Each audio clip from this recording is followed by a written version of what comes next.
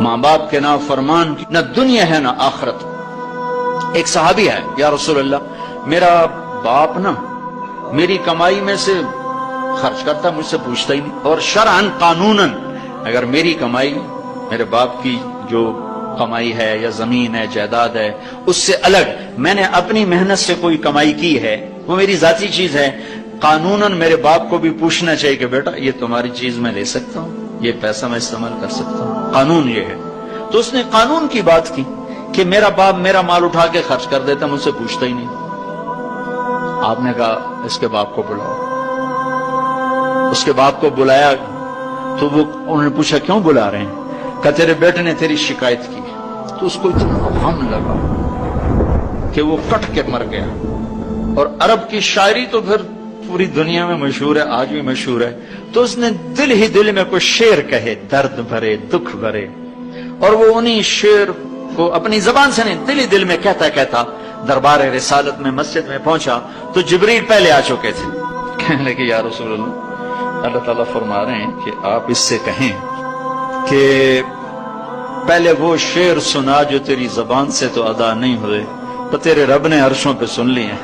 آپ نے فرمایا بھائی تمہارا کیس سنوں گا، پہلے وہ شعر سنا جو تیری زبان سے نہیں ادا ہوئے۔ اللہ نے سنے۔ کہنے لگا یا رسول اللہ میں گواہی دیتا ہوں آپ سچے رسول ہیں، آپ کا رب بڑا طاقتور رب ہے، آپ کے رب کی قسم زبان سے ایک لفظ نہیں نکلا، دکھ بھری فریاد تھی جو دل کی دنیا میں اٹھی اور وہیں گم ہو گئی، سینے سے اٹھی اور سینے میں دفن ہو گئی، پر آپ کے رب نے عرشوں پہ سن لیا۔ آپ نے کہا اچھا سنا تو صحیح میرے بھائی۔ میں کہا جی میں نے کہا بچے جس دن تو پیدا ہوا اس دن سے ہم نے اپنے لیے جینا چھوڑ دیا، ہم نے تیرے لیے جینا شروع کیا۔ گرمی سے لڑے، سردی سے لڑے، موسموں سے لڑے، حالات کے آہنی پنجوں سے رزق نکالا، جبڑوں سے رزق نکالا، جوانی کو قربان کیا، صحت کو قربان کیا، اپنے جذبات کو سلا دیا، تیرے چہرے کی ایک مسکراہٹ دیکھنے کے لیے ساری ساری رات کام کیا، سارا سارا دن کام کیا، کبھی دھوپ میں کبھی سردی میں، کبھی گرمی سے لڑا کبھی سردی سے لڑا، کبھی موسم سے لڑا کبھی بھوک سے لڑا، تجھے کھلایا خود بھوکا رہا، تجھے پلایا خود پیاسا رہا، تجھے چھاؤں میں لٹایا خود دھوپ میں بیٹھا، تجھے سکھ پہنچایا خود دکھ جھیلا، میری تو زندگی پھر تیرے لیے ہوگی، میں نے اپنے لیے جینا چھوڑ دیا۔ جب کبھی تو بیمار ہوا تو ساری رات میں اور تیری ماں تیرے سرانے بیٹھ کے دھڑ دھڑ دل دھڑک رہے ہوتے تھے، کہیں مر نہ جائے، کچھ ہو نہ جائے۔ ہسپتال پہنچے، ڈاکٹر کو بلاؤ، ٹیکسی بلاؤ، گاڑی بلاؤ، رکشہ بلاؤ، جلدی سے ہسپتال پہنچاؤ۔ اسی خوفناک خیالات میں ہم روتے تھے، پگھلتے تھے، ٹوٹتے تھے، بکھرتے گئے چلے گئے خشک پتے کی طرح، اور تیرے چہرے کی ایک مسکراہٹ کے لیے ساری مسکراہٹیں بھول گئے، تجھے صحت مند دیکھنے کے لیے اپنی صحت کے سودے کر دیے۔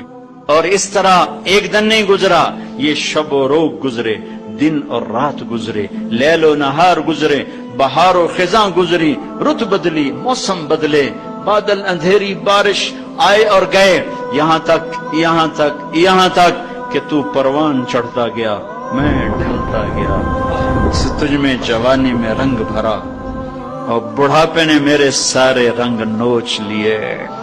تو سیدھا کھڑا ہوا تنے کی طرح، میری کمر جھک گئی کمان کی طرح، اور میں آسرے کا محتاج ہوا، تو طاقتور ہو کے جوان ہوا۔ پھر مجھے خیال آیا کہ میں اس کی انگلی پکڑ کے چلا، گود بٹھا کے چلا، کندھے بٹھا کے چلا، ہاتھ بٹھا کے چلا، اس کے لیے در در کی ٹھوکریں کھائیں۔ آج جب میں بوڑھا ہوا ہوں تو اب یہ میری انگلی پکڑے گا، میرا ہاتھ پکڑے گا، میں اس کی لاٹھی بنا، یہ میری لاٹھی بنے گا۔ لیکن ایک دم میرے بیٹے تیری آنکھیں ماتھے پہ چڑھ گئیں، تیرے تیور بدل گئے، تو مجھے یوں دیکھنے لگا جیسے میں تیرا باپ نہیں، میں تیرا نوکر ہوں۔ تو میں نے اپنی زندگی کو جھٹلا دیا اور میں نے کہا میں خواب دیکھ رہا تھا کہ میں باپ ہوں، نہیں میں باپ نہیں، میں نوکر ہی ہوں۔ میں پڑوسی ہوں تو اچھا میرے دوست، اگر میں پڑوسی ہوں تو پڑوسی کو بھی تو لوگ پوچھ ہی لیتے ہیں، کبھی مجھے پوچھ ہی لیتا کہ بھائی کسی چیز کی ضرورت تو نہیں، کچھ چاہیے تو نہیں۔ یہ اتنے درد بھرے اشعار ہیں کہ میرے تو اتنی فصاحت نہیں کہ میں اس کا ترجمہ کر سکتا، لیکن یہ وہ اشعار تھے کہ میرے نبی زار و قطار روتے اور آپ ٹوٹ پڑے اور آپ کی داڑھی آنسوں سے تر ہو گئی اور آپ نے اس کو گریبان سے پکڑا اور جو جھٹکا دے کر اٹھ جا، دفع ہو جا، انت و مالک لابیک، تو باپ کے خلاف مقدمے کرتا ہے، نکل جا، تو اور تیرا سب کچھ تیرے باپ کا ہے۔ یہ صرف روزے شب قدر سے متعلق نہیں ہے کہ ماں باپ کا نام فرمان ہے تو اس کی شب قدر برباد ہو گئی، ماں باپ کا نام فرمان ہے تو سب کچھ برباد ہو گیا۔